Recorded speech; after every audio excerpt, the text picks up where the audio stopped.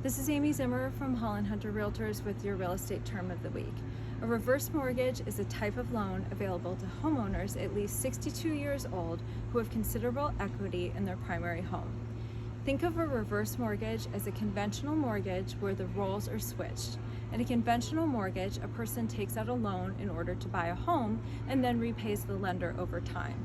In a reverse mortgage, the person already owns the home and they borrow against it, getting a loan from a lender that they may not necessarily ever repay. The amount a homeowner can borrow is based on the following factors: the age of the youngest borrower or eligible non-borrowing spouse, current interest rates, and the value of the home. With reverse mortgages, homeowners are not required to make monthly installment payments, nor do they have to sell their home. In fact, the loan does not have to be paid back as long as the homeowner stays in the residence. However, it has to be repaid in full when the last surviving borrower dies, sells the home, or moves out permanently. Home expenses must still be paid. With a reverse mortgage, homeowners still retain the titles to their home, meaning they are still responsible for the costs associated with home ownership, such as insurance, property taxes, maintenance, utilities, and things like that.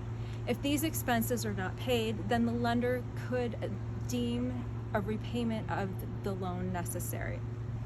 When applying for a reverse mortgage, homeowners should consider how much they want to borrow against their home equity, the value of their home, and how they want to use the money lent to them.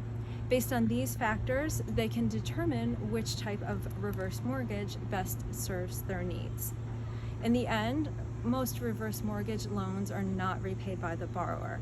Instead, when the borrower moves or dies, the borrower's heirs sells the property in order to pay off the loan.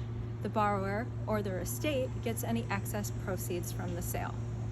While there are some cases where reverse mortgages can be helpful, there are reasons to avoid them.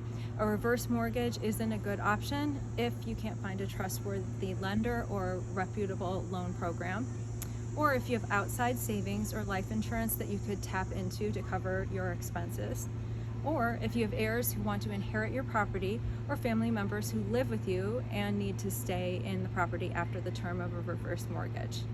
Most people who take out reverse mortgages do not intend to ever repay them in full.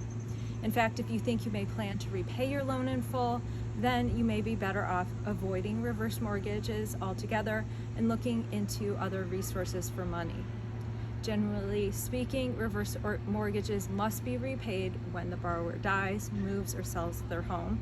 At that time, the borrower or their heirs can either repay the loan and keep the property, or sell the home and use the proceeds to repay the loan, with the sellers keeping any proceeds that remain after the loan is repaid. You may need to repay a mortgage with either cash or by selling the home if you have to move into an assisted living facility, or if you have to move in with a family member to help take care of you. Or if you have family members who live with you and who want to keep your property and you have the money to pay back the loan, for example, by borrowing against life insurance or having your heirs use the death benefit to pay off the loan. For more information on reverse mortgages, talk to your local mortgage lender.